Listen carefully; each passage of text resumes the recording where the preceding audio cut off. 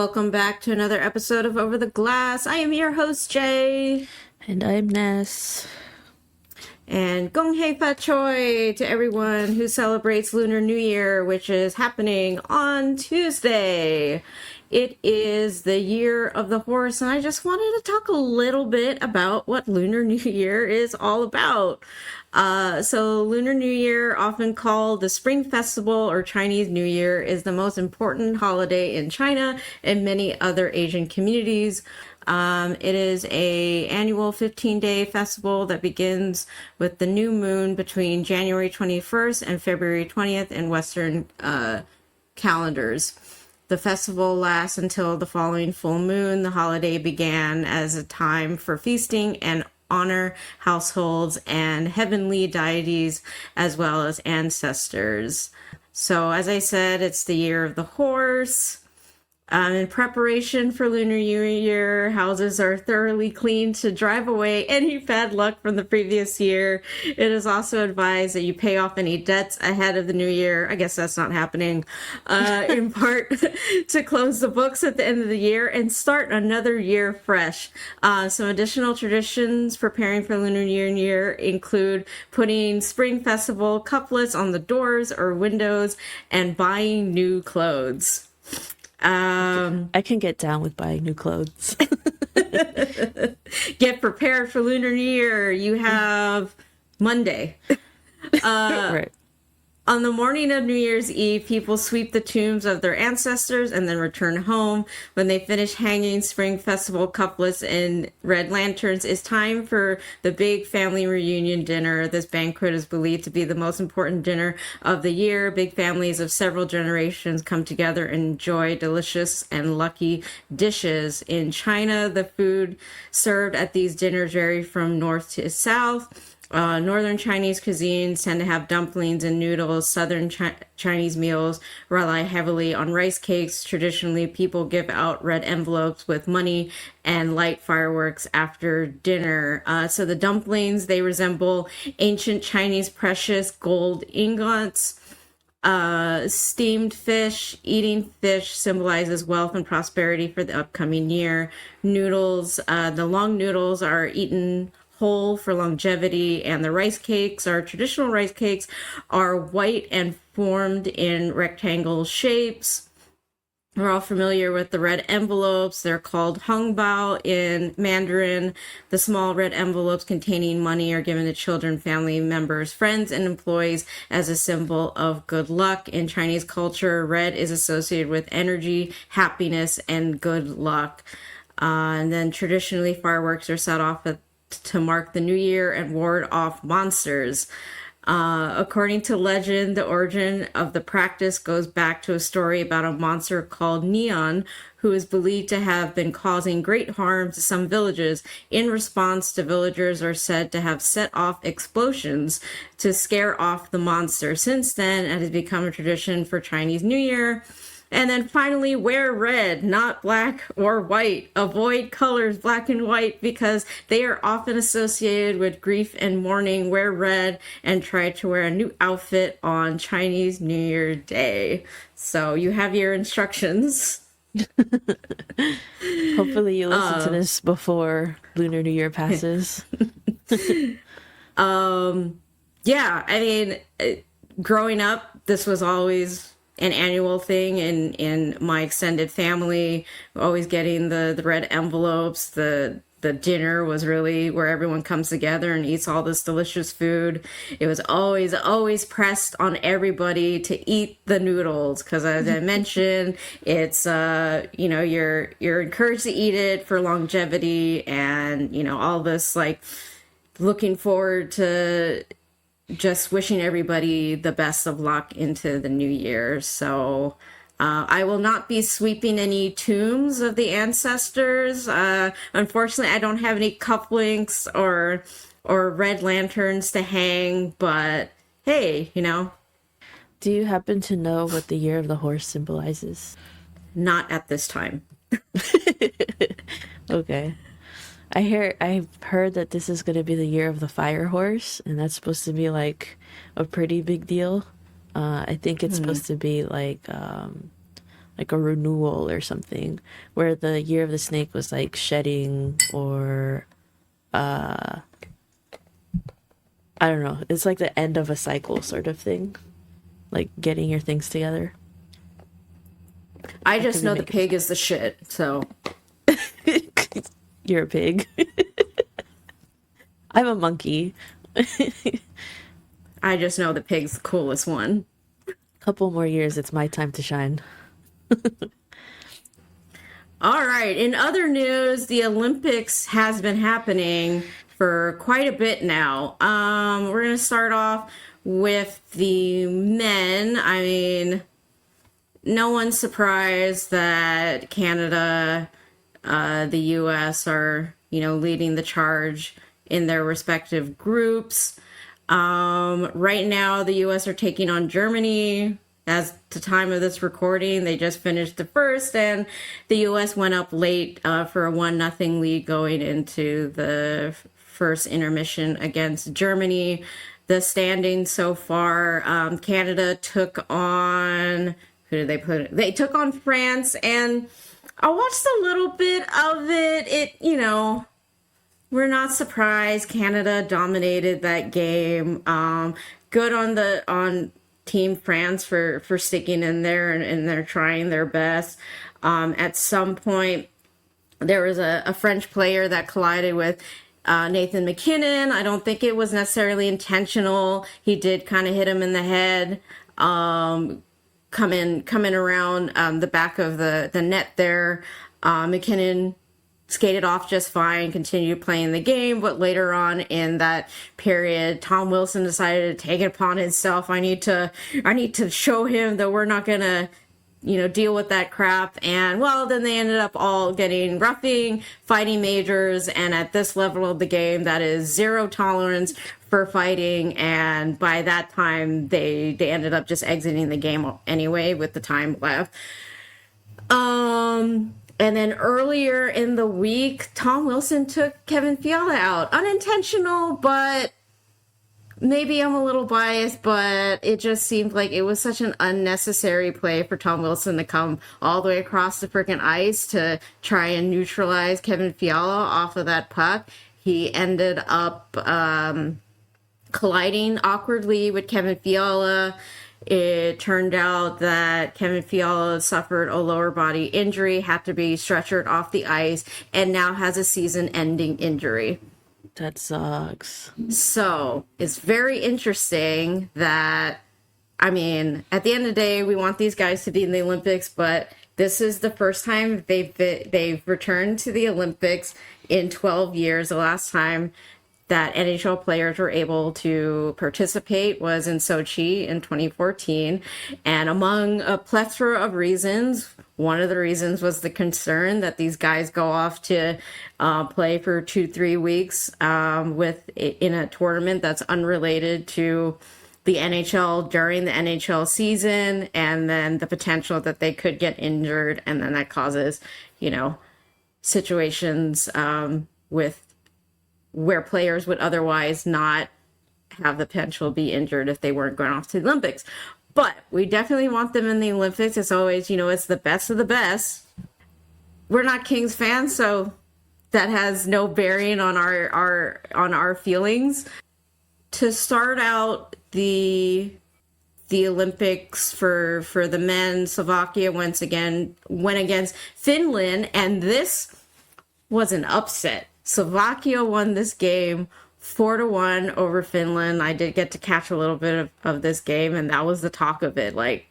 Finland was going into this game as the favorite, and Slovakia was like, hold my beer.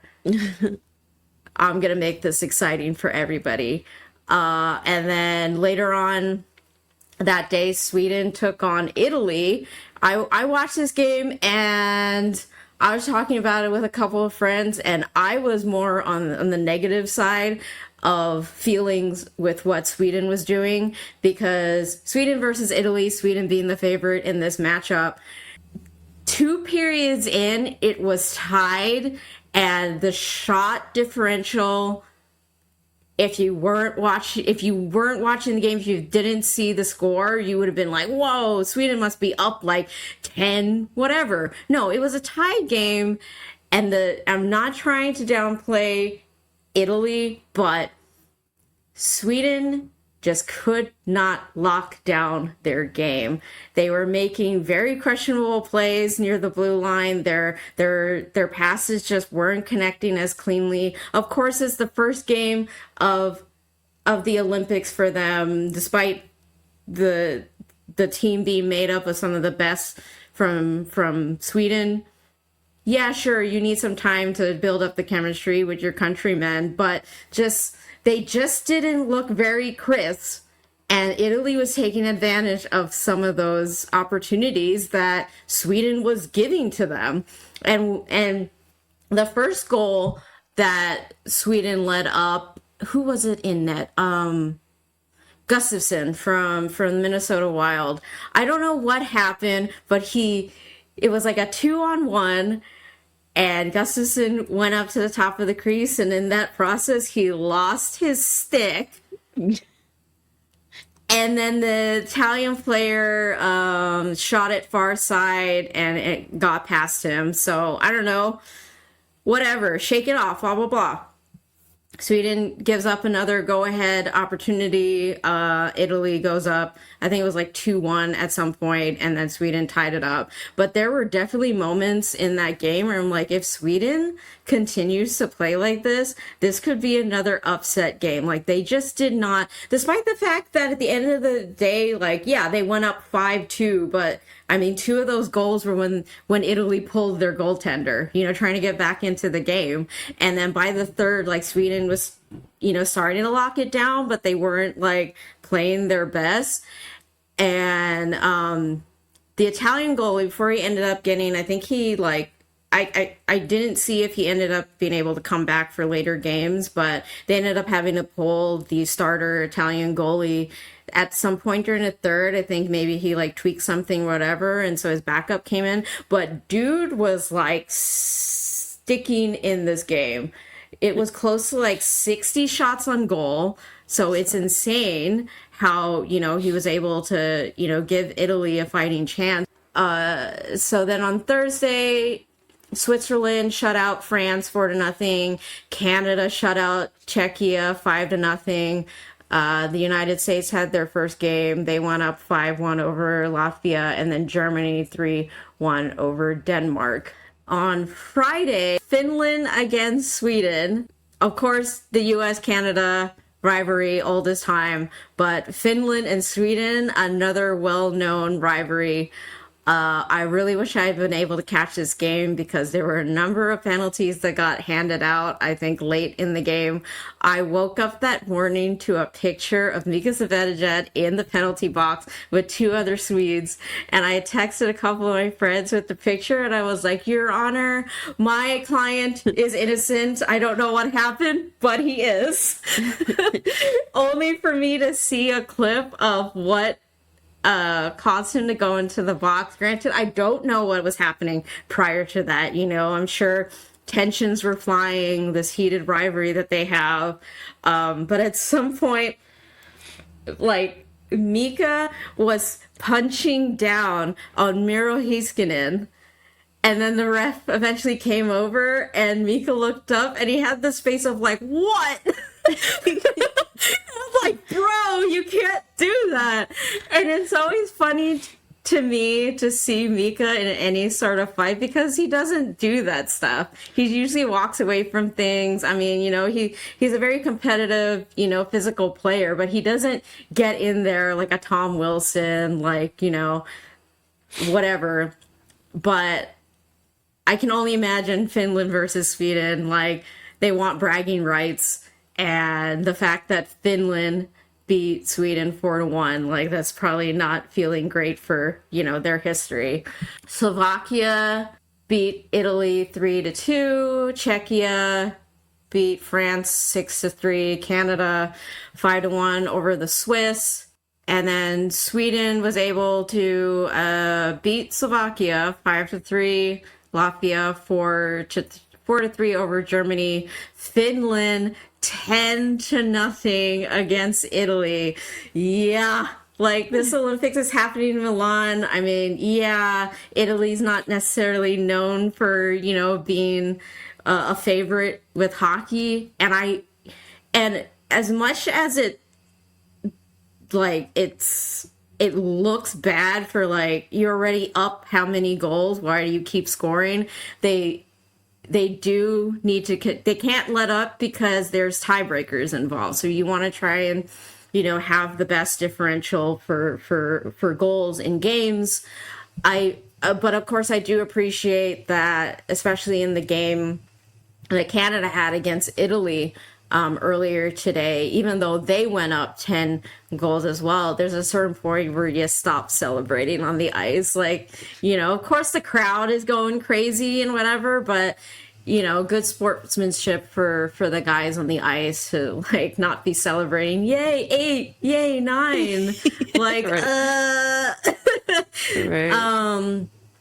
And then United States beat Denmark 6-3, and then I mentioned right now Germany and the US are playing, and then Canada beat it was Canada versus France earlier today, where they went up 10. Thoughts so far on how the men's side of the Olympics is going on? I've been trying to catch highlights. It's been such a crazy week for me. So in between all the Valentine's Day preparations that we've been doing at work, I've been trying to catch highlights at night. And I did see the one where Finland went up. It was Finland went up 10-0. Yeah. Mm-hmm. I think I saw a little bit of the Finland-Sweden game. And then I've been catching, I saw one for the US and then one, like, a couple for Canada. And it's just, like, I don't follow the Finland team or Sweden team too closely. I haven't been able to catch these games, only highlights. I have no way to watch these games. I feel so outside of the loop right now, and I hate it. But what I've noticed is that, Canada, their team is stacked, right? Like, they're like gold medalist favorites. We understand that.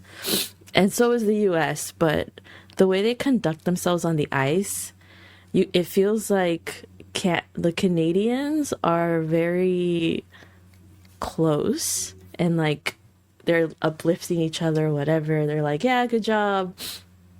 And they just seem more about the team. At least that's the vibes I was getting off those highlights. And then I was watching the US team, and they're very cocky. They are screaming and celebrating after every goal, and it's like, calm down. It's okay. Like, I understand it's the Olympics and this is, like, a big deal, but you're doing too much. And it tracks. But we need to talk about our Macklin Celebrini getting to play on it. So to start the tournament, Mac is on the first line with Connor McDavid.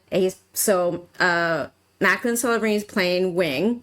And then on the other side of McDavid is Tom Wilson, which is a choice. So I'm like, whatever. Mac has, I was going to look earlier, it escaped me, but he has a number of points, a number of goals, a number of assists. Like, you put him out there with the best of the best. Of course he's going to get in there and do what he does. The first goal that he scored was a tip from Cale Makar. And every time that I've seen, like, who scored on Canada, who's online with whatever, I'm like, Canada is such a cheat code. I know. This is why the cap exists. This is why a cap exists in the NHL, because a team like this, unbeatable, insane. But okay, yeah. So we're really proud of our baby boy that we're watching grow up. Oh my gosh, look at my shirt. Wow.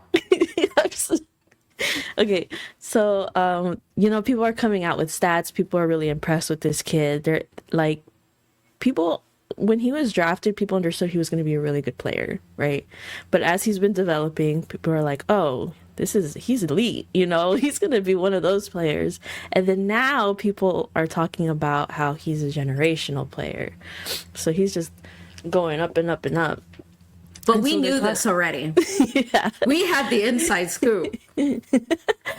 So the people, like reporters that are following this, are putting out stats and things that you know, this he scored in his first game in the USHL, in the like his first game in the NCAA divisions, the World Juniors. I was there when he scored his first goal in the NHL in his debut, and then now in his Olympic debut, he also scored another goal. I think someone said that this was the first time any player has ever done that, you know? So he's just breaking records and stats everywhere he goes. Are we surprised? No. And then in the game earlier today, he's the first Canadian player to score on a penalty shot, you know? Like, like freaking records that you wouldn't even think of. He's like, oh, like, no big deal. Let me just break that real quick. One of the other games that happened, they changed up the lines a little bit, and it was Mac with Connor McDavid and Nathan MacKinnon. Yeah. And I was just like, that is just so ridiculous. And even their first power play consists of Sam Reinhart, Sidney Crosby, Nathan MacKinnon, Connor McDavid, and Cale Makar. It's just not fair. And then I think Celebrini's second goal that he scored in the Olympics was an assist from MacKinnon. It's like, how do you first one from Makar, second from MacKinnon, the third one was a penalty shot. This kid already has four. He has 4 goals in this tournament already. 6 points. He's like just below McDavid in points. He's only 19. Like, we can only feel so proud, and so, like, I'm an honorary Canadian at this point. I'm just rooting for him for his success. And apparently the U.S. scored again. Boom. Just kidding. But I want to talk a little bit about Nathan MacKinnon, because there was this article that came out in The Athletic, and it's titled, "Canada's Nathan MacKinnon is not the Olympics to enjoy himself."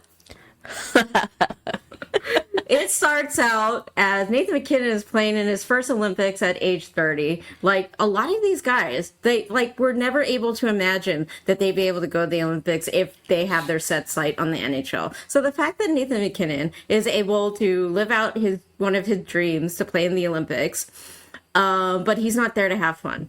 For the first time Olympic athlete, there is a balance to strike between peak performance and appreciating the experience. Most athletes work from early childhood for the opportunity to compete on the stage, and only comes once every 4 years. When that moment finally arrives, soaking it all in and enjoying the reward of all the work would be a natural counterpart to the competitive portion of the Olympic experience. It would only be human. Nathan MacKinnon is not a typical human. The Colorado Avalanche Star Center and Four Nations Face-Off MVP for Team Canada is attending his first Olympics, and his reaction to his first experience is an Olympic athlete's village, a highlight for almost anyone, because they get to meet other athletes from other sports. Summarize MacKinnon's skewed work-life balance perfectly. He says, "We've talked to some other athletes. To be honest, I just want to win the gold here. It's fun to get to know people, but at the end of the day, we're just trying to win." He says, "I want to enjoy myself, but I'm not here to enjoy myself. I'm going to do everything I can to play well, and hopefully it's enough, and hopefully I can contribute." Which, after reading this article, then when you go and see, you know, coverage of where the Canadian team is, and, you know, prior to getting to play their own games, I kept looking for Nathan MacKinnon. And I'm like, is Nathan MacKinnon having fun? At some point, Nathan MacKinnon participated in the wave, and I was like, oh, I think MacKinnon's having some fun. Is that a smile on his face? That's rare. There's so Nathan silly. Trying so hard not to have fun. Right. Meanwhile, they're like everyone else on Team Canada is having a blast, you know? There was a point in one of the games where I think Celebrini committed a crime. He got a penalty in a game, and he was like stressing out over it. Drew Doughty was interviewed about this later on. I don't know if it was after the game or what. And someone asked him about it, and he said, I quote, he told me he was shitting his pants when he went in the box. I was like, buddy, what do you got to worry about? You got the best PKers in Canada behind you. And so like people in the comments are like, freaking Shark's penalty kill has traumatized this poor kid. And it's true. Like, her PK is not great. Who is on their PK? Let's take a look. The first penalty unit is Bo Horvat, Brandon Hagel, Devon Tays, and Cale Makar. Yeah, that checks out. So let's talk a little bit about the men's side of Team USA. I know. We have very little expectations for this squad, but I have to kind of laugh during their first game, because the fourth line is a combination of J2 Miller, what's his first name? Brock Nelson, Jack Hughes, and or Vincent Trocheck, because for the Olympics they allow you to dress an extra player, and you know who's available on the bench. So the game started out with Jack Hughes, Brock Nelson, and J2 Miller, and there were 2 goals that were disallowed. The first goal, who did they go against? Let me check. Latvia. Okay, Latvia. So the Latvian coach had done a coach's challenge for offsides, and then when they reviewed the play, Brock Nelson did not. He was coming in with himself first, and then so you're able to do that as long as you have control of the puck. He did not have any control whatsoever. He was way in there. So that got disallowed. But Brock Nelson initially scored that goal with an assist from JT Miller. So I laughed about that because it got disallowed. Because initially I was just like, New York fans are triggered that JT Miller has done something. And then so that got disallowed, blah, blah, blah, whatever. And then they scored again. Brock Nelson, no, wait. It was JT Miller who was in front of the goaltender, but then that got coach's challenge for goalie interference. And it was interesting that when they did the review and then they're showing the replay, he touched him, like he backed up into the crease a little bit and he kind of tapped the goaltender, but then like 2 seconds later, the goal is scored. So in the NHL, it felt like, oh, that's not getting called back.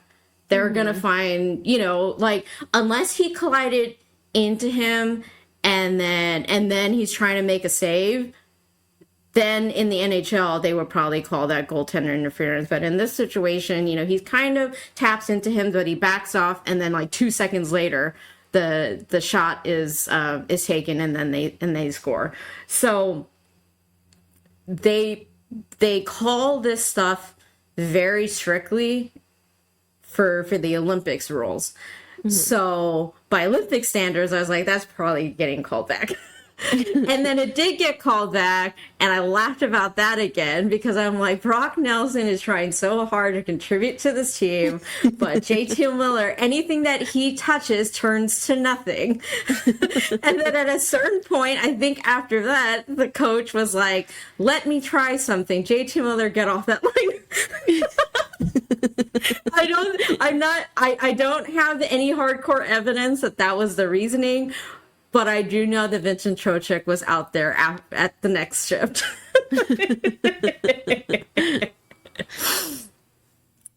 That's hella funny. All right. That's so weird that Jack Hughes is playing with a couple of Rangers on that line. Yeah, a couple of New York players, yeah. Oh, Brock and Nelson. Then oh, wait, Brock sorry. Nelson He moved. He's now on the Avalanche. My bad. Yeah, he's ex-Islander, but then Miller and Trocheck. Oh, well, Trocheck's a Duck now, huh?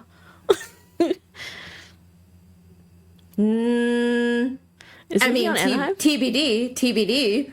No, Trocheck hasn't been traded.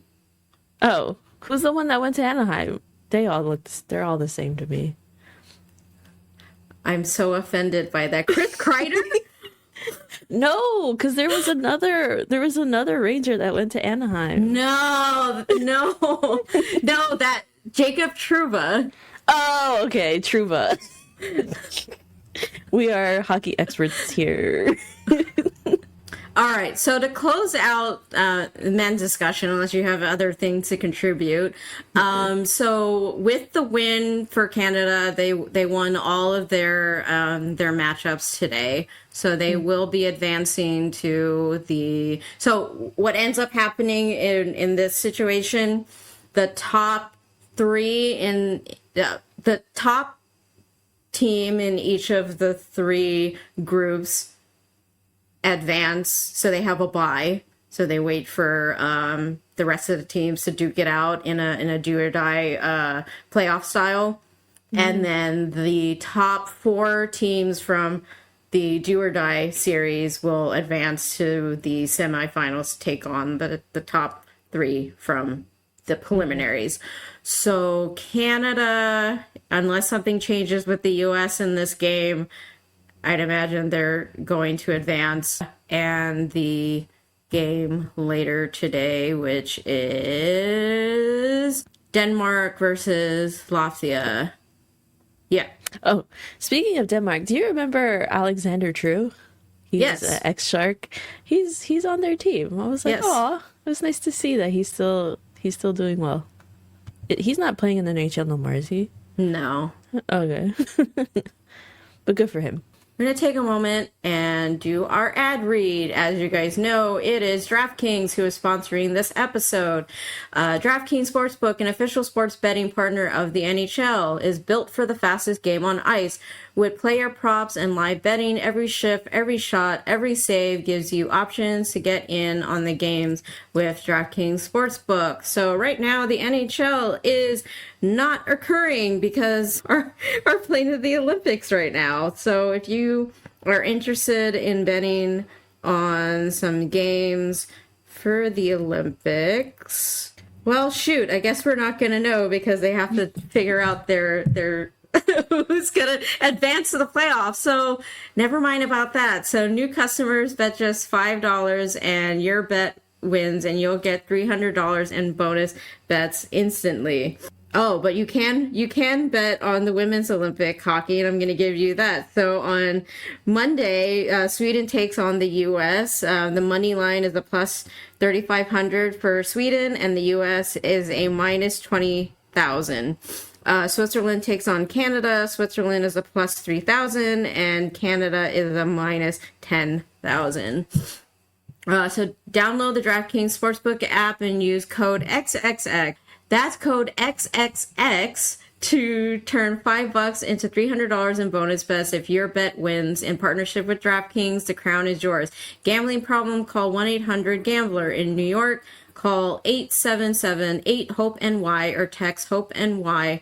Connecticut, call 888-789-7777 or visit ccpg.org.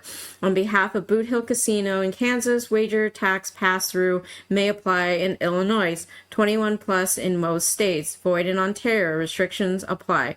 Bet must win to receive bonus bets which expire in 7 days. Minimum odds required. For additional terms and responsible gaming resources, see dkng.co/audio. Limited time offer. Copyright 2026. NHL. All rights reserved. So speaking of the women, did you happen to see that there was a norovirus breakout that happened at the beginning that had me going, oh my God, of course we need some drama.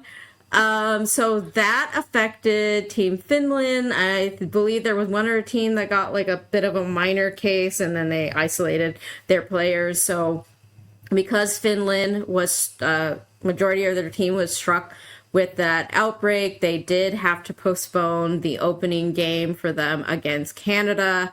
So then the next time that they were able to play was against the U.S. Leading up to that game, Finland was trying their best to quarantine the players that were still affected, and then the other players were able to recover on the side. They ended up playing the U.S., so the U.S. ended up winning that game 5-0. I mean, kudos to Finland. I'm sure despite the fact that they were no longer contagious, they were probably still recovering from being sick. And having to go out there while you're still recovering against a very dominant team like the U.S., you can imagine probably how those athletes were feeling. So I got to catch that game, and can I just talk up about Layla Edwards? What a talent. She is one of the top picks for the upcoming PWHL draft, and I am excited for whichever team is going to have the opportunity to have this amazing player, because she was so exciting to watch.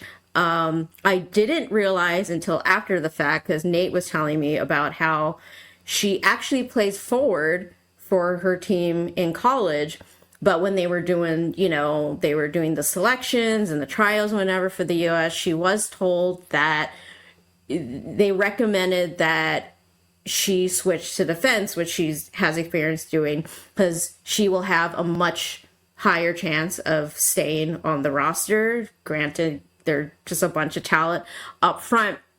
So she's playing defense for the team at the Olympics. And prior to knowing that, when I saw her playing on the power play, I was like, is she playing forward or defense? I'm kind of confused, because she's playing like a forward, but then later on in that game, I saw that she was paired on defense, and I was like, what's going on here? Only to find out, in college she's playing forward. And I'm like, this is such a fun player. Just the way that she just seemed so calm on the ice, the way that she just was so, like, the chemistry with her D partner, it's been so amazing to get to watch her at this level. So I just want to say my praises, and Mike Greer should sign her to the Sharks. That is our defense that we need. Right. She'll be our savior. Imagine a Layla Edwards and Macklin Celebrini pair. She's shooting a puck, and then he's tipping them into the net. It's like a Burns Pavelski kind of combo again, only better. It's interesting to see that the women's team, there's only 10 countries competing in the women's hockey portion of this, and there's 12 of the men. I found that a little bit interesting, but no one is surprised to see that. Wait, let me look at the brackets real quick. The US has been dominating for sure, and it sounds like, I mean, Canada obviously is one of the better players, but it looks like they've been not as good as the US. So I got to watch the US-Canada game, and I was surprised. Yeah. They shut out Canada. Granted, Marie-Philippe Poulin was injured, so she was unable to play in that game. And so prior to the game, I was thinking, okay, well, I mean, Poulin she's a forward, so maybe they'll just have, some minor issues early on, just getting the chemistry right and whatever. But, Canada, US, it's a huge rivalry. But the fact that they shut out Canada and the way that the US was just so dominant in that game, I was surprised. Yeah. And it looks like the US has shut out 3 different countries so far, and have scored no less than 5 goals in each game. Oh, man. Let me see. Yeah, so just going down the line to start off things, Sweden beat Germany 4-1. Italy beat France 4-1. United States went against Czechia, beat them 5-1. And then, as mentioned, Canada and Finland was postponed. The next day, Japan beat France 3-2. Switzerland beat Czechia 4-3. Germany 5-2 over Japan. Sweden 6-1 over Italy. The U.S., as mentioned, shut out Finland. Canada shut out Switzerland. The Swedish team shut out France. Czechia shut out Finland. I guess this was like a trend after, the U.S. Canada shut out their opponents. And then Sweden and Czechia were like, that's fun. We'll do that too. The following day, Italy 3-2 over Japan. Germany over France in OT 2-1. The U.S. continues their shutout streak over Switzerland 5-0. Canada beats Czechia 5-1. Sweden was like, this shutout streak looks fun. We'll do that over Japan. Germany 2-1 over Italy. The U.S. is like, not today, Sweden. We're taking the lead with the shutout. The U.S. go against Canada 5-0, and Finland 3-1 over Switzerland. Canada, big mad about being shut out, shuts out Finland 5-0. Sweden's like, we like this shutout game, 2-0 over Switzerland. The U.S. is like, me too. Czechia. The U.S. said, yes, we also like this shutout game, 6-0 over Italy. Poor Italy. Canada 5-1 over Germany, and Switzerland 1-0 over Finland. And then on Monday, Canada takes on Switzerland and the U.S. takes on Sweden. And then after that, we head into the final gold medal and bronze medal games. Oh my gosh, how exciting. Who do you think's going to win it? I think I'm gonna call U.S. versus Sweden for the gold medal game. Wait, no, they're playing. Really? Right now, huh? No, hold on, because they're playing each other for the semifinals, so that can't work. How is Switzerland doing? You're not gonna get your matchup there. No. That's my bad. I have the bracket up right now. It's just like I called it before I looked at it. All right. I wouldn't be surprised if it's Canada and U.S. again. Yeah, the U.S. women look very exciting. Oh, what if it's a game-winning goal by Layla Edwards? Need to get her jersey. I would love that so much. We're going to move on a bit from hockey because I want to talk about this Norwegian skier. So Johannes Høsflot Klæbo, I don't recall what he was. It's like the marathon skiing thing that they do. Anyways, I don't really watch those, but I did see this clip from this comedian.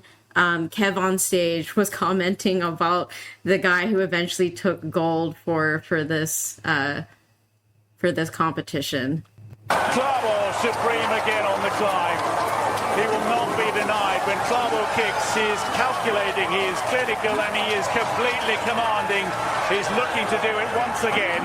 Every single Olympic athlete impresses me because you are literally the best in the world to compete at that level. This is another level. Skis are meant to go down. You ski down the mountain. The man is running up the mountain at a sub 6 minute mile, which I cannot do running flat, running down, running period. How you running up a mountain faster than I can run straight? I ain't gonna hold you, didn't even know this was an Olympic sport. I never seen running up. I've been watching Winter Olympics for a long time, never seen the running up. Didn't even know you could run that fast up snow. How do you sign up for this? You're like, boy, you know you so good at skiing, let's turn around and go this way. I mean, like, low key, of all the things I can't do athletically, I can't do this the most. He's so silly. That is insane. A 6 minute mile. It had me, okay, I'm not a runner. There was a certain point in my life where I had to run because it was part of my job. There was nowhere in that time frame I was ever running a 6 minute mile. The fastest I have ever run a mile is somewhere around 8, and I wanted to die. afterwards. So there's no way in any universe. I don't know. Maybe I'm just not built to run that fast, and that's okay with me. But the fact that this guy is running a 6-minute mile uphill with skis on, the elevation increasing as he does this, I'm just like mind blown. And then, as I mentioned, he eventually takes gold. And he should, because what the hell? Mutant. The things that some of these athletes are accomplishing at these like high level competitions is insane, because like we said, these are the best of the best in the whole world, and they're still breaking crazy records. So later on, I was watching the women's half pipe for snowboarding. This is one of my favorite events that I look forward to the Olympics. The previous year, Chloe Kim, she's the reigning, at the time, she was the reigning gold medalist.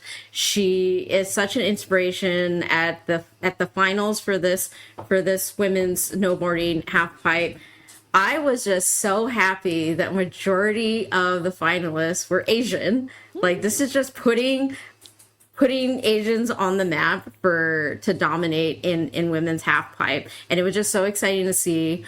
So Chloe Kim, she ended up not being able to train as extensively as she wanted to. She did suffer a shoulder injury during some event. She ended up having surgery. I believe that she is still recovering from it, so she was all kind of strapped in and to stabilize her shoulder. So going into that, you kind of had this feeling that maybe she's going to have to try a little bit harder to bring the best of her, of what she's got. But prior to her coming down the half pipe, there is this South Korean snowboarder, Choi Gao, who had come down, and I think it was her second trick that she was coming back. She was in the air, she was coming down, and she clipped the top of the half pipe, and she really just kind of smacked into it and then like came all the way down, and she was just right in the middle of the half pipe. And usually with like hockey, you hold your breath after someone gets hit and they're laying on the ice, but if they can get up and get off on their own weight, you're like, oh, thank God. But she was laying there for you're just staring, and I'm like, oh shit, like she's not getting up. And then eventually, the medical team was coming down, they checked in on her, and then the commenters are like, God, I really hope she's okay. And then they're talking about their experience with this sort of stuff, and they're just like wishing her well and whatever. Eventually she got up, she sat up, and then they helped her come down the half pipe. And then you're really just, that was her first run, and they get 3. And then you really have to think, okay, here's this Olympian who, from my perspective, it already takes a certain type of person to do half pipe. Yeah. The fact that they go up in the air, once they leave the half pipe, they're like, several feet in the air. They're 2 stories up. That takes a certain mentality. And then to then go, I want to spin around. I want to grab my board. I want to do this and that. I want to go down the half pipe and whatever. And then, to get to that level, you do end up taking quite a number of falls. And so you already think, okay, well, she's probably used to taking a fall, but it probably doesn't get necessarily any easier because it is very scary. And then now you're at the Olympic level, you're in the finals, and you take this really nasty fall at the top of the half pipe, but you have these 2 other runs. So you kind of have to get into this mindset of, okay, shake it off, get the jitters off you, and then, get back up there. They did have some spotter there to make sure that she, the concussion protocol. But it was such a relief to see her back up there to take her second run. And then she did her first trick. And then the second trick was the one that, she clipped the top of the half pipe. She ended up, I think she ended up going down again. or she came down and then she hit the snow. So then the broadcasters were talking about, she probably got in her head thinking, oh my God, this is where, I ate it last time, and that whole experience. And then I'm like, damn, like that's got to be really hard. You're at where you work so hard to be, and now you need to get out of your head. And then Chloe Kim does her runs, and she ended up falling, so she ended up getting silver. But leading up to that, everyone was anticipating, well, Chloe Kim, she's the reigning gold medalist. If she completes her run, she's going to be, without a doubt, she's going to go up for gold, just because some of her tricks are just amazing. But unfortunately, she wasn't able to complete a cleat run.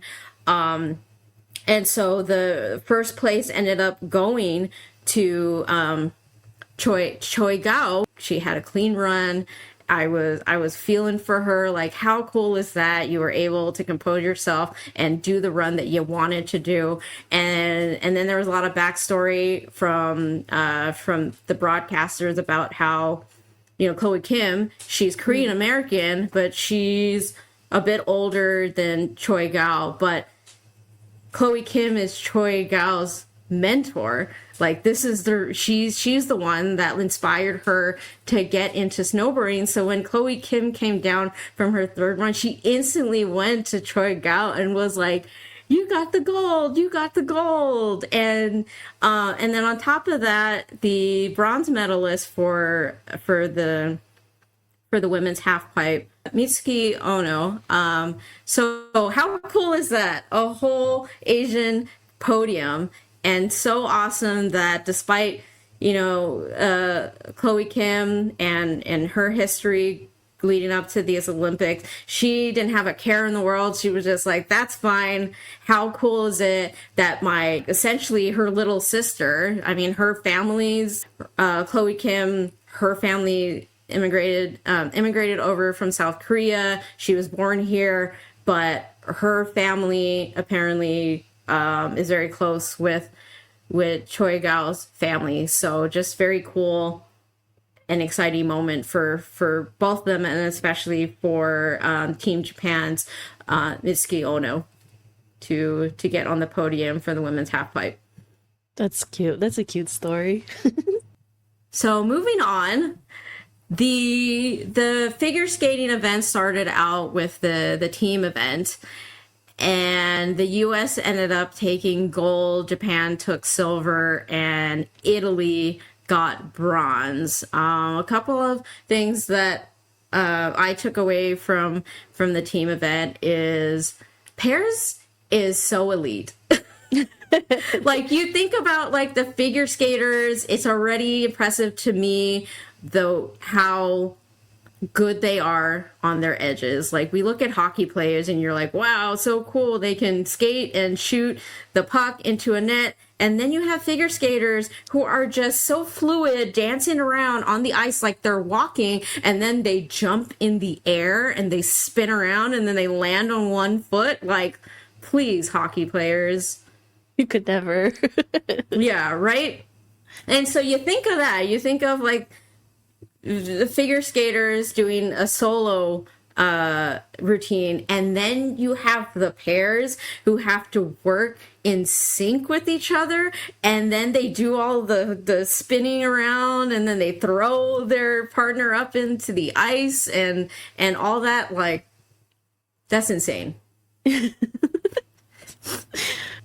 I kept hearing leading up to the Olympics about Ilya Malinin. Like, I don't follow figure skating extensively, but I look forward to it in the Olympics. And I was told about Ilya Malinin, and they keep talking about him for the team event. And then I'm familiar with Amber Glenn and Alyssa Liu, because Amber Glenn, part of the LGBTQ plus community. Alyssa Liu practices out of Oakland. But Amber Glenn missed out on the previous Olympics. She was sick and couldn't compete. So this was her first Olympics, and apparently she started crying prior to her routine, because I just imagine all of the nerves, all the anticipation. You're just like, I have been waiting for this, and now I'm here, and oh my God. And so she went out there and she didn't do as well as she wanted to. And then there was a lot of talks about, because the team event, you have like the different types of events that accumulate to one total score, and depending on how you place out of a total of 10, then that adds to your total score for your team. And because they were anticipating that Amber Glenn, they're trying to go for like the 10 points, but it was like between Team USA and Team Japan were like very close. And Kaori Sakamoto, if you haven't seen her routine during the team event, she is so amazing. I am so looking forward to the women's short and free event that's coming later on in this week, because if she doesn't win gold, there's something wrong with the universe, because she is just so elegant, just so powerful with her jumps. So she ended up getting first place over Amber Glenn in that event, which final event was the men's short, and Ilya Malin ended up taking that over Yuma Kageyama. Oh, and I do need to sing praises about the Asian representation on the U.S. team. Alyssa Liu, Madison Chalk, Ellie Kam, Spencer Akira Howe, and Emily Chang. So for the team event, as I mentioned, the U.S. took gold, Japan took silver, and Italy took bronze. So if you're following us here on YouTube, I'm just going to share this Instagram post from Team Japan. And this is Kaori just waiting for her scores. And they have these plushies that each team brings out. And this is like from some previous Olympics. She's pretending to eat this sushi. She's laughing. She's smiling. She's eaten this plushie of beef. She's just so cute, so fun. And this is just the vibe that Team Japan has been bringing to the Olympics. And then, so later on in the week, the men had their short program and then their free program. And if you haven't been keeping up, as I mentioned, there's been all this talk about Ilya Malinin and how he's a self-proclaimed quad god, and they were just anticipating that he would take gold, just the way that he skated in his short, the way that he skated in the team event, the fact that Yuma Kageyama and him were neck and neck for first and second in the men's event for the team. And Yuma having all of like the style aspect and personality in his routine, but Ilya Malinin has more of like the technical parts, the quads being some of the hardest jumps to do in figure skating. But leading up to the last couple of skaters for the men's free, Ilya being the last to go up, everyone is expecting, he just needs to, will he do this extra quad? Like, people were just like focused on, will he do the quad axel, the hardest quad to do in this sport? Or will he just do his routine? Because if he just does his routine, like, he's a shoo-in for gold. But do you go for like all of the fanfare and the ooh and the wow by doing the hardest quad you can do for figure skating? So that was like the talk leading up to that. And because I ended up watching this after it already aired, I was trying my best to, like, I don't want spoilers. I'm on social going, la, la, la, la, la, scrolling past. I don't want to see anything. And I did kind of scroll past something that I kind of read in passing. And I was like, I don't know what that's about, so we're just not going to think about it. But as he took the ice, I had that feeling of like, I don't think this is going to go the way that everyone thinks it's going to go. And the second jump, because they were talking about the first jump he did was a quad. And then they were talking about if he's going to do the quad axel, it's going to be right here. This is where he would do it. And he went up, and I think they said he did a single or a double. He kind of like ended up, you can, like, even if you don't follow figure skating extensively, you knew he made a mistake. And then they were like, oh, okay. You know, they were like, that's all right. You know, like he still has, you know, if he still has room because he has this huge lead and whatever from the short. And then as the routine progressed, he fell on another one. And then you could tell the energy was starting to leave his routine, especially because because of how much they have to practice and choreograph and rehearse this stuff. They don't have a plethora of different routines that they do. They just do the same one.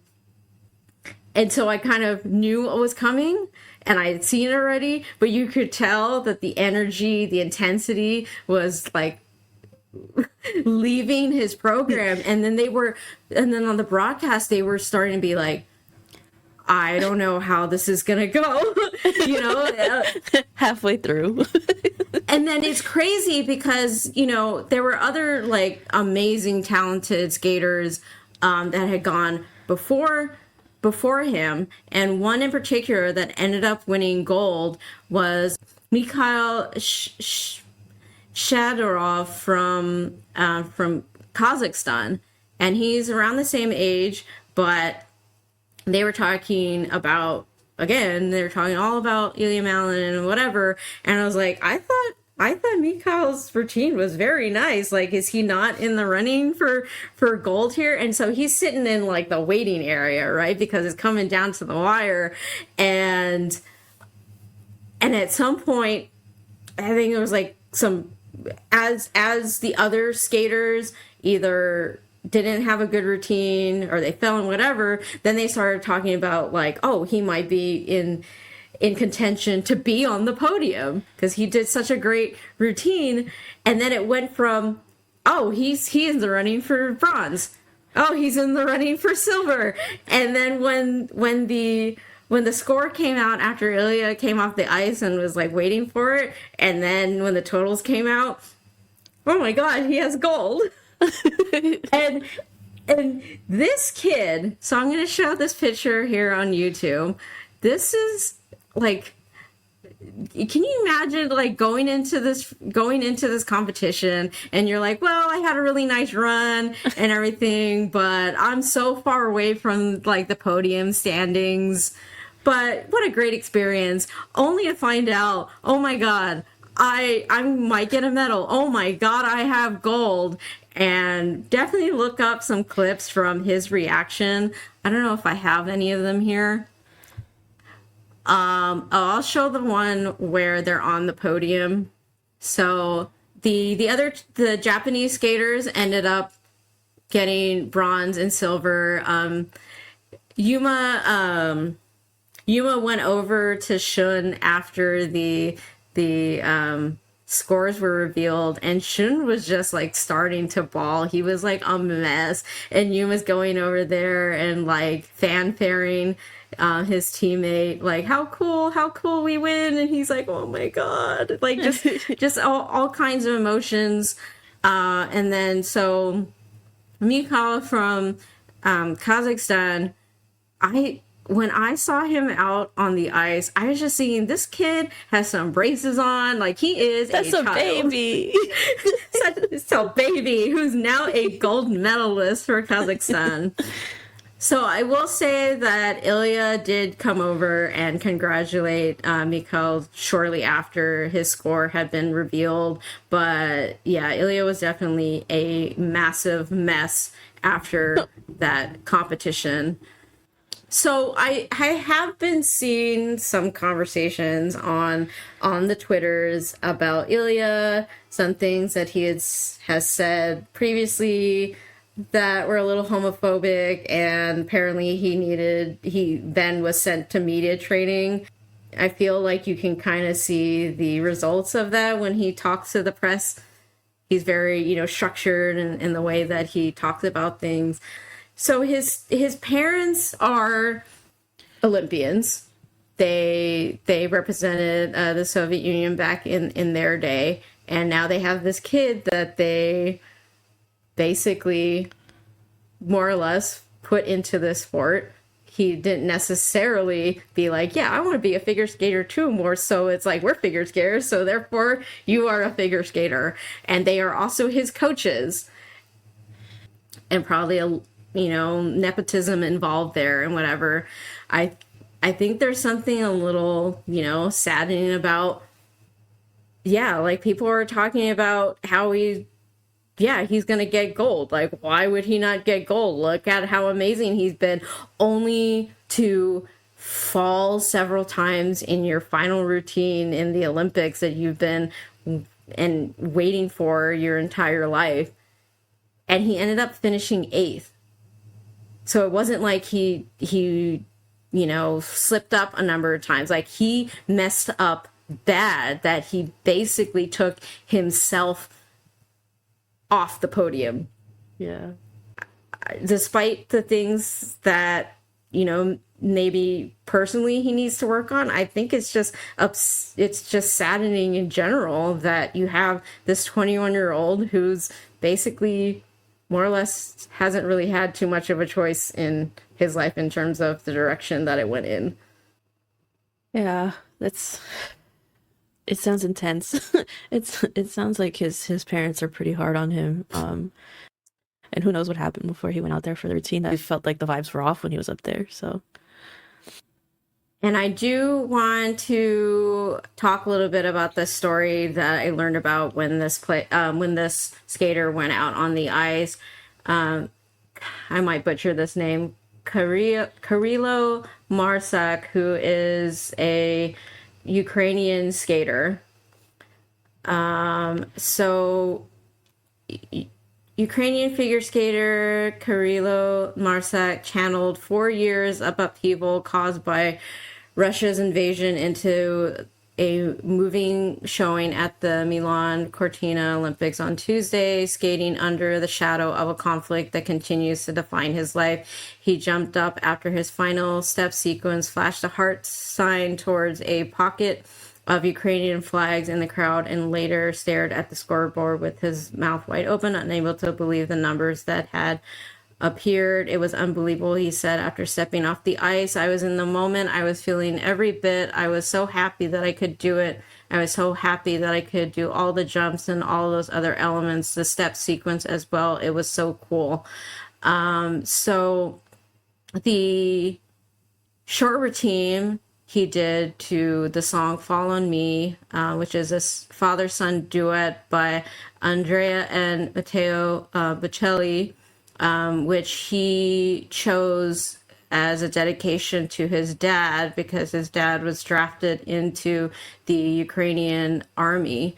So, and then on top of that, Marsak has been training, and I believe it's Finland, I don't recall, but so he's been away from his family, and with everything going on between Russia's invasion in Ukraine, when they talked about this prior to his routine, I started bawling during his routine.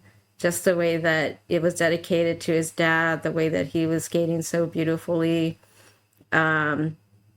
I think it's very upsetting that because of how the short program feeds into the free program for the men's event, and how how well you do in the short program dictates your lineup to compete in the free. He ended up doing his routine after a Russian skater, which I'm sure just has a whole unimaginable set of emotions. And I mean, it wasn't intentional to do that. It's just the way that they ended up skating in their short programs. So just the fact that it occurred that way is purely coincidence, but just that his routine was definitely had an emotional feeling for me. I'm gonna go watch it after this. Definitely check out his program. Other than that, That's kind of all I have for the Olympics side of things. So we're going to talk a little bit about what had occurred previously that's not Olympics related. Still sports kind of related. You know, last weekend was the Super Bowl, and for me and for a lot of people, it was just the Benito Bowl. We all just tuned in to go watch Bad Bunny perform the halftime Super Bowl, whatever, the Super Bowl halftime show. And like, I didn't care for either team that was playing. I really just wanted to watch his performance. It was highly anticipated after, he's been very vocal about the U.S. and their treatment of Puerto Rico. He's very outspoken about it in his music and like his press conferences or his pressers and stuff, whatever. And so after last year's performance with Kendrick Lamar and how he made his political, as well as calling out Drake for his gross behavior, people were curious to see how Bad Bunny would handle his. And he did it. He did it beautifully. Like, I wasn't really sure what to expect. I know that I was really excited to see what he would come up with.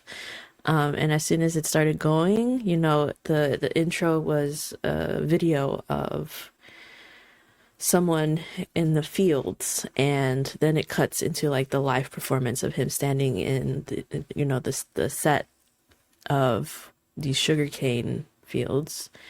Backstory: in Puerto Rico, the Puerto Ricans were they were slaves, and they would pick the sugar canes, and he implemented that, and like there was all these details that were political in a sense, but they weren't like so in your face if you're not familiar with Puerto Rican history, right? He goes into that singing Titi Me Preguntó, which is one of his, like, if not his biggest songs, one of his biggest songs. And he's going through these grassy fields, and it's like going from stand to stand, the very famed piragua stands that Puerto Ricans do. It's shaved ice. It's called something different in different Latin American countries. There's a taco stand. There was a stand of a lady selling coconut and like coconut water and stuff. The lady who was at that stand was Salvadorian. The guy at the taco stand is from LA. It's a very famous LA taco spot. And Which apparently got a huge line after the Super Bowl. Exactly. Like, he's just here to help out his community, to be honest with you. Like, he's down for his Latin folks. And then it like goes into another song. There's the one where they're at his casita, and then the other Latin stars are dancing there, where we saw Jessica Alba, Pedro Pascal, Young Miko. If you don't know, she's a Puerto Rican rapper. She's getting big. And Carol G, who's Colombian. She sings more, sometimes some reggaeton, sometimes some other things. And I can't remember. Oh, freaking Cardi B was there. Which is so. I didn't see it all the first. I knew that like Cardi B, Pedro Pascal, Carol G, and Young Miko, just because I saw a Instagram post prior to. I'm like, oh, I guess they're in attendance. I didn't know that they were going to be part of the thing, and then I didn't notice it until afterwards when more clips were coming out. I was like, wait, they were there, and. and then I was telling my friends, I blame all the booty shaking. That was very distracting.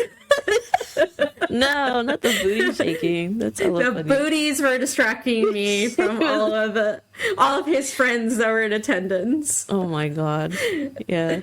So again, it's just him trying to highlight, Latin folks in prominent positions. Giving back, paying it forward to everybody who came before him. And if you don't remember, Pedro Pascal and Bad Bunny were on SNL together. Like that was his sister. And then it's just like one big party. He pays homage to like previous reggaeton rapper or stars from like, there was a clip of Gasolina playing. I can't remember what other ones because it's been like a week, but it just feels like one big party. And then, they had the string players playing at one point. Anyways. It's just Latin joy, not all the horror that the other side was thinking was gonna happen. Even though they made a big thing about it, it's like, no, this is just joy. This is love. I mean, the wedding that occurred being an actual wedding. Yes, just the way that he's the story behind it. Like, yes, I can't understand Spanish, but it made me want to go and dive in deeper into like, why was this song chosen? How does it incorporate with the visuals that that he planned for the event? Like, it's just so silly the way that this was demonized leading up to it, and it was just like an amazing show. Who cares if you can't understand it? Like move your ass. It's like, it's music. It's infectious how how fun it is.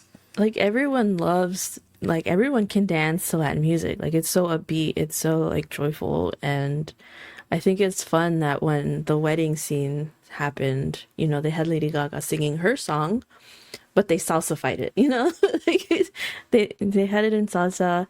I saw a clip of Bad Bunny, like, when he wasn't in view of he was dancing to it as well. He was dancing to it in his spot, waiting to come up there.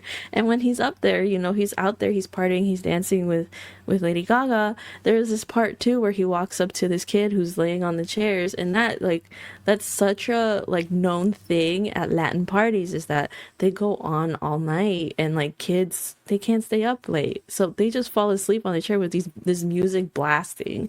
I was that kid once upon a time, and it's just like these little details that you see that's so good.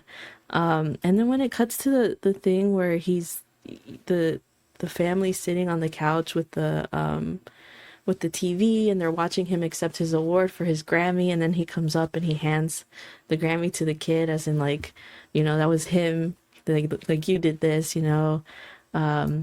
like, it's, I don't know, dude, like, just watching this, I felt so emotional. And the way he ended it, where he said God bless America, and starts naming every single country in Latin America, as well as the US and Canada. Like, because everywhere else outside of the US learns in their history classes and whatever that the continents are known as America. But here in the US, with the way that we're taught, only this country is known as America. And that's like that propaganda that we're spoon-fed from when we're little, right? And so it's just like, the world doesn't revolve around us. There's other people out here that matter. The way he displayed this was so beautifully done, I think, like, to display the beautiful, rich, and colorful culture of Latin America, and like how we contribute to society, and how we're not criminals. Like, everything that this stupid administration has been putting out there and making my people look bad, just so that they can fucking terrorize neighborhoods and lock everyone up in those concentration camps and shit. It's like, I think he handled this really well, and to just highlight and humanize the Latin community. And like, all the TikToks and like Instagram reels and videos and Twitter posts, whatever, that came out afterwards, of people like pretending that they're Latin now, like, oh, I didn't understand one thing, but I'm Puerto Rican now. Or the funny jokes I saw of like, oh, me, I'm from Canada. Thanks for asking. It just brought a lot of joy, and it's so refreshing to see something different, or I guess familiar. It felt familiar from before all this craziness started happening. And I just wanted to highlight all of that because you forgot the most important thing. Ricky frickin' Martin. Oh, I did. There's just so much happened. Yeah, I was so surprised because Ricky Martin is also Puerto Rican.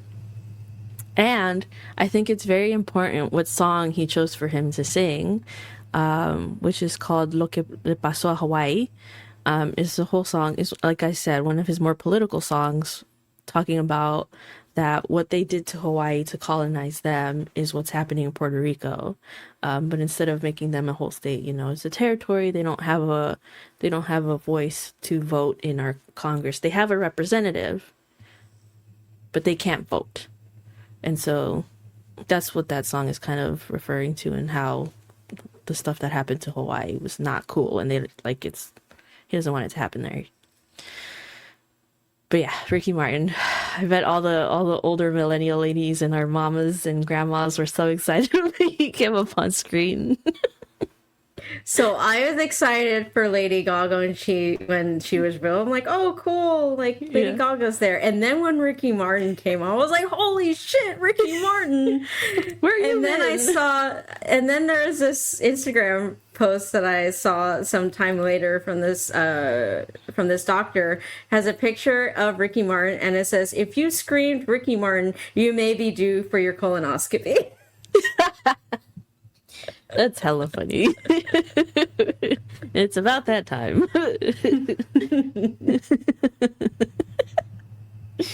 Oh, the internet.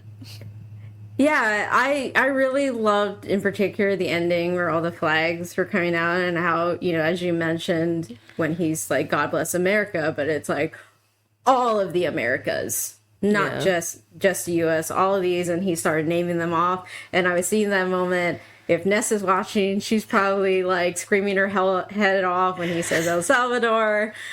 And then a couple of days later, I'm at work, and I ended up talking to a coworker of mine. He's half Cuban, and we just indirectly ended up having a conversation about the Bad Bunny performance, and he was telling me about how much it meant to him, and how there's like similarities with Cuba and Puerto Rico. And so it was just really nice to kind of get someone else's perspective who is Latin, and what it meant to him to have this performance and everything like that. So very exciting. I've watched it probably 5 times now. Yeah, it's just on repeat. It was just so well done. And it's like I said, it's a lot of feel vibes, It's a nice change of pace of all the negativity that we've been bombarded with in the news and the internets lately. So, and Bad Bunny is apparently a 49ers fan because of his uncle. So hell yeah, he's rooting for us over here. I have thought about driving by, just so I could be like, I was there. That would have been funny. I would have done it. Freaking, what was I gonna say?